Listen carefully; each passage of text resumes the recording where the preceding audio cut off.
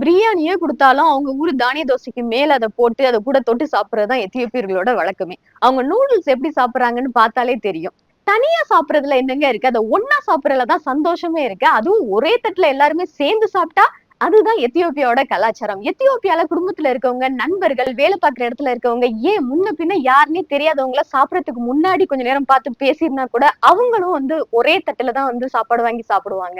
ஏற்கனவே ஒருத்தர் சாப்பிட்டுட்டு இருக்காரு, அவரோட நண்பர்கள் பின்னாடி வராங்கன்னா கூட, அவர் சாப்பிட்டு முடிச்ச தட்டுல கொஞ்சோண்டு சாப்பாடு இருந்தா கூட, அத எல்லாருமே சேர்ந்து பகிர்ந்து சாப்பிட்டுட்டு, மறுபடியும் அவங்கவங்களுக்கு என்னென்ன சாப்பாடு வேணுமோ அதெல்லாம் ஆர்டர் பண்ணி, ஒரே பிளேட்ல எல்லாரும் எல்லா உணவையும் பகிர்ந்து தான் சாப்பிடுவாங்க.